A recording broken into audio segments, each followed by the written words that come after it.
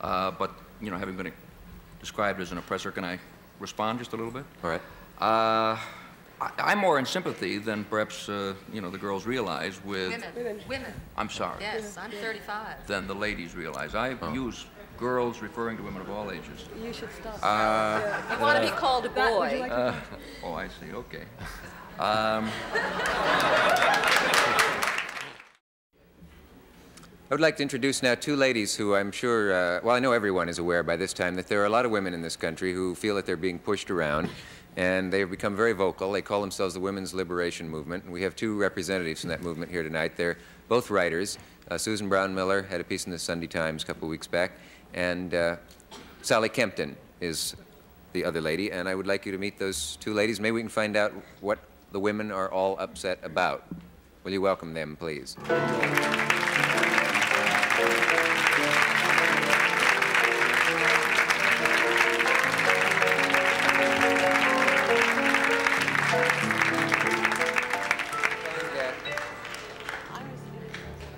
Are you Sally? Yes.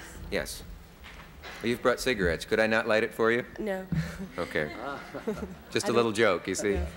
Would you like to not light it for me? Is it true that you travel in pairs for some reason, or is this just a... There is a political reason why we came tonight together. A political reason? Yes. Oh, well, you want to leap right into that? Sure. The Women's Liberation Movement says sisterhood is powerful. Mm-hmm. And that means women together. And Women's Liberation is hot copy this season. And, you know, every magazine has an article. Right, every magazine has an article. All the shows kind of want to see a women's liberationist in the flesh.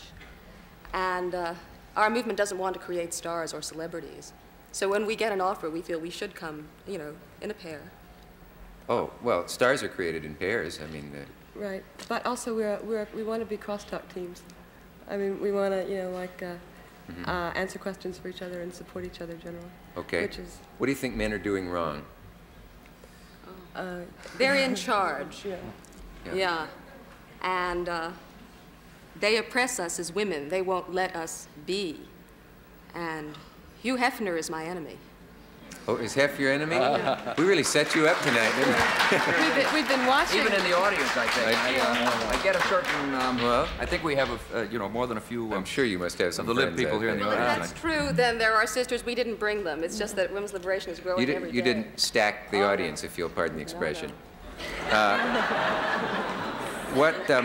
you two are successful. You're Sally Kempton, are you? Right. You're successful writers. Have your careers been stood in the way of by your sex? Well, Susan should really answer that question because mine hasn't for various reasons, except psychologically, which is another issue. It's good you came in Tuesday, then, if yours has. Right.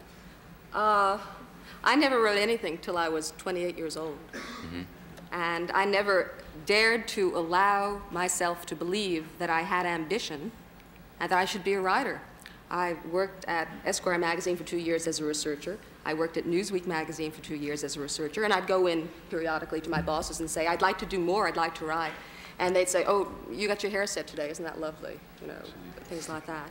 And they never took my ambition seriously. When I was 28, I read Betty Friedan's book, The Feminine Mystique, and I saw myself on every page, and I knew what she was talking about.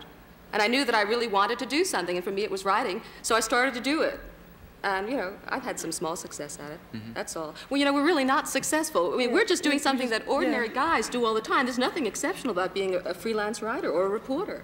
Yeah. You know, all kinds of mediocre people do that. It's just because we're women, somehow, you know, it seems very special. Well, what is it you want done, if you could wave a magic wand now, that would release you from the yoke of this oppression that you all talk about? What would do it quickly? Is it a whole change of attitude in the Western world? Yeah. It's a change in education, really. Women are brought up in really hundreds of ways. I mean, from the time they're 2 and 3 years old, to be cute and coquettish and intellectually unserious, to seduce people instead of saying what they want. Mm-hmm. I think it would be, what we would really like is for there to be no necessity for seduction in the world at all. And particularly for there to be no necessity for women to seduce men to get what they want. Well, now, there's some of you, and I find it hard to not say some of you, because there are different voices speaking for the Women's Liberation Movement, who reject men altogether. They won't sit in the same room with a man if they can avoid it. Are you two of those ladies? And if so, what are we doing here? I think we're probably more optimistic about the ability of men to change. We think there's going to be a struggle, and we don't think that men are going to give up their power and privilege easily, because they benefit from oppressing women. They really do. Hefner has built an empire based on oppressing women.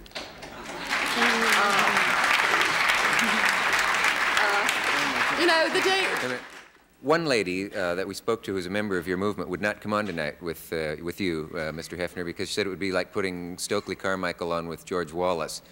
I don't know which of you is flattered by that, but... Feels like Wallace, eh? I don't know which of you is which, but have you had this reaction before tonight? Yes, I think Playboy's been singled out along with, you know, the Miss America contest and some other things as, you know, as the extreme example of what the new feminists feel is the wrong image for women. But, you know, having been described as an oppressor, can I respond just a little bit? All right. I'm more in sympathy than perhaps, you know, the girls realize with... Women. I'm sorry. Yes, I'm 35. Than the ladies realize. I use girls referring to women of all ages. You should stop. You want to be called a boy. Oh, I see. Okay. I always felt it was complimentary, but Never thought you'd have your mouth washed out for saying girls. no, that's right. That's a very important I'd phrase. never thought of girl as being, but I think there's validity to it. I think there's validity. I'd never thought of it as being, you know, condescending. That's because your magazine All right, has but an wait, image of women at an arrested development. Well, let me respond. Let me respond for just a moment, and then we'll May I really just say kick that it the back ladies and in your forth. magazine have the opposite of arrested development? Now here. Now, first of all, the girls in the magazine are admittedly young. The average age of our male reader is 26, so there's a certain logic to that. But in terms of my attitude on the feminist movement as it exists now, I think that women over generations and centuries have indeed been oppressed. I think there's no question about it.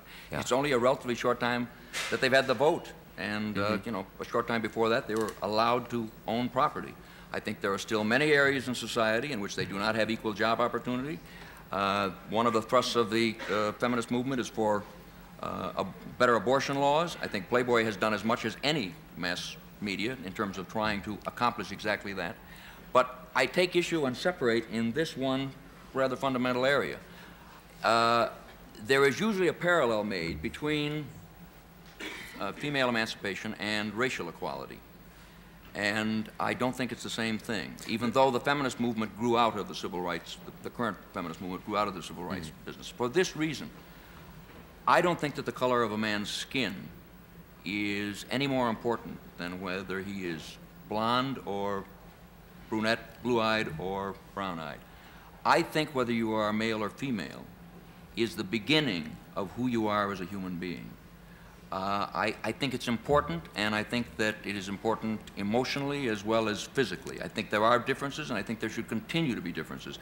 I think what we want to try to do is find roles in society that are not as limiting as they've been in the past, and they have been far more limiting for women than men, admittedly, but very limiting for both in the past. I hope we're going to evolve into a society in which the broadest spectrum of opportunities exist for both men and women, but I think that to begin with, we are, you know, I like very much Mary Calderon's comment in a recent Playboy interview in which she said, you know, she's less interested in women's rights than human rights. I think that it's... Would you like to respond, Susan? I certainly would. The role that you have selected for women is degrading to women because you choose to see women as sex objects, not as full human beings. Well, it obviously hold is on degrading... now. The day that you...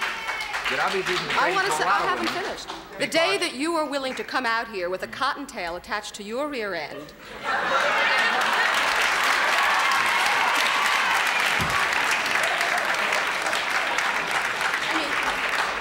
He has made the degradation of women a condition of employment in the Playboy clubs around the country. They have to get into these ridiculous costumes which deny their humanity and their femininity. You make them look like animals. Yes, women aren't bunnies. They're not rabbits. They're human beings. All right.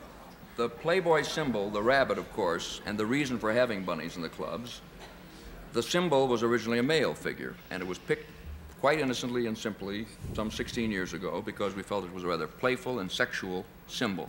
The fact that the girls are dressed in costumes is no more complex than that. And the girls obviously don't find it degrading, or we wouldn't have as many working with us. In addition, that's not true. just 1 minute. In addition, I know that there are a great many women who feel as you do, but there are also 1 out of every 4 readers of the magazine today is female, so there are obviously a lot of other women too. In terms of degrading and wearing a bunny tail, the parallel that's usually made is, why don't you create a women's magazine with nude men? Because there's some kind of a notion that, taking the clothes off is a degrading concept. Hey, Helen Gurley Brown wants to put a man in Cosmopolitan. What do you think of that and her? Well, that's another symptom of the same decadent problem, right? Is she just a female half? Well, I don't know. I'm sort of... No, she's not. I mean, Helen Gurley Brown, at least, was the first person who ever said that it was okay for women to be single up into her 40s and 50s. One has to give her that. But she runs a magazine for women who want to know how to get men, just as Mr. Hefner runs a magazine for men who want to seduce women. And we don't think that's a proper, that's a sole relationship between men and women, or even certainly not the most important one. And maybe that's the reason that all these things about male impotence and stuff like that you and Dr. May were talking about earlier has been going on. I wonder if we could get a hassle. In other words, if you have a relationship with somebody, why do you have to form a big thing? I mean, some guys you have crummy relationships with, some you don't. I mean, some of them are great, some of them aren't. Some of them look at you as a sex object, fine. So the ones that like to talk to you. Those aren't the ones. No, I mean the ones who like to both go to bed with you and talk to you. You do both of those things. The ones who like to make music and talk to you and go to bed with you and write or whatever you do, draw. You do all those things. I mean, I don't see where the problem is. It's just maybe because I don't see what you're talking about yet. But I don't see the problem yet. I think we need another show on the subject. We have to pause. We'll be back in a moment. Dr. May, you've been very quiet and patient. Yes, well, I've been thinking and listening.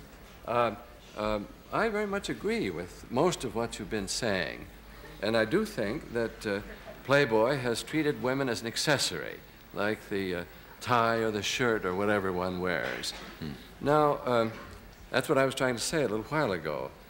Now, and it's not just that this is happening in the modern period, Mr. Hefner. In the Middle Ages, women were terrifically powerful. Anne of Aquitaine and these queens led armies, and 70, one conquered another land and married again.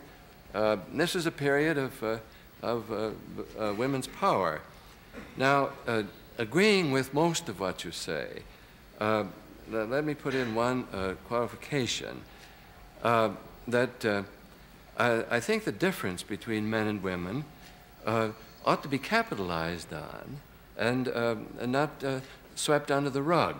For example, we are men and you are women, and the best identity. See, when I work with a patient, she's a woman, I have to get her over all these subdued, docile feelings. I mean, it does make a human being. But also, you're a rare psychiatrist. What'd you say? I said you are a rare psychiatrist. Well, yes. I hope so.